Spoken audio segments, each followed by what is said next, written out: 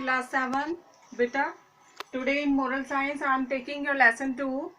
Don't be superstitious. अंधविश्वासी मत बनो. Superstitious means अंधविश्वासी. Page number 7. Okay. So let's start our chapter. Our first paragraph is Superstition is only a belief, not a fact. Superstition यानी अंधविश्वास जो होता है वो केवल एक विश्वास होता है, उसमें कोई सच्चाई नहीं होती. So we should not believe in superstition. इसलिए हमें अंधविश्वासों में कभी भी विश्वास नहीं करना चाहिए. But in our country the case is exactly the reverse. लेकिन हमारे देश में ये केस एकदम उल्टा है. रिवर्स मीन्स उल्टा है. वेदर इलिटरेट और highly educated, many people believe in superstitions.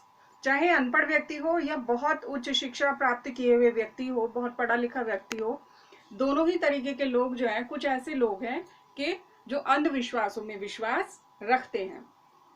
The belief in superstitions is thoughtless. यानी अंधविश्वासी होना एकदम विचारहीन है. And shows our mental weakness. और हमारी मानसिक रूप से जो कमजोरी होती है उसको दिखाता है. अगर हम अंधविश्वासी हैं तो हम मेंटली वीक हैं, यानी हम मानसिक रूप से कमजोर होते हैं. These are the many meaningless beliefs that people follow. बहुत अर्थहीन ऐसे विश्वास हैं जिनको लोग फॉलो करते हैं. इनका कोई अर्थ नहीं होता, कोई मतलब नहीं होता इनका. ये कौन कौन से हैं? Some people believe that if a black cat crosses one's path, she or he will have a bad luck. यानी कुछ लोग ये विश्वास करते हैं कि अगर ब्लैक कैट यानी काले रंग की बिल्ली उनके सामने से होकर गुजर जाती है तो क्या होता है, किसी भी व्यक्ति के साथ उस दिन दुर्भाग्य होता है. उसके साथ उसका सौभाग्य नहीं चलता, उसका दुर्भाग्य उसके साथ चलता है.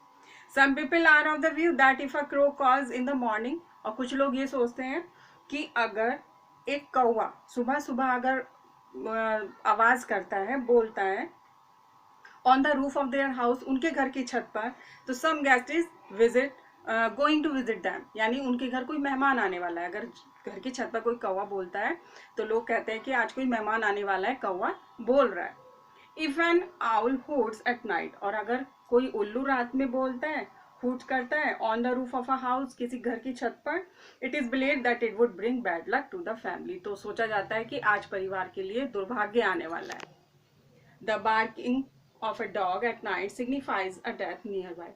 अगर रात में कोई कुत्ता भौंकता है, डॉग कोई बार्क करता है, उसकी साउंड को बोलते हैं बार्क करना, भौंकना. अगर साउंड करता है तो क्या कहा जाता है कि पास ही में किसी की मृत्यु होने वाली है. Some people are of the view that seeing a sweeper with a basket full of garbage is a good omen.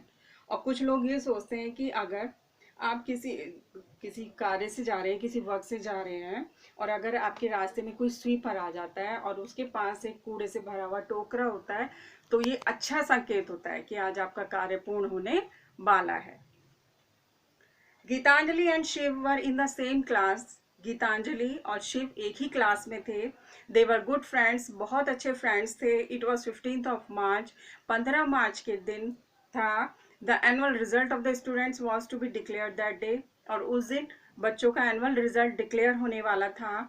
When Shiv got ready for school. जब शिव स्कूल के लिए तैयार हुआ and went out of the door, और दरवाजे तक गया, someone sneeze. किसी ने छींक दिया. स्नीज मीन्स छींक देना. Shiv threw an angry look at him. और शिव ने बड़े गुस्से से उसकी तरफ देखा. And soon went back into the house. और जल्दी ही अपने घर में अंदर वापस चला गया. His mother asked. उसकी मम्मी ने पूछा, what is the matter Shiv. Shiv क्या हुआ? Why have you come back. तुम वापस क्यों आ गए? Are you not getting late for the school. क्या स्कूल के लिए तुम्हें लेट नहीं हो रहा है?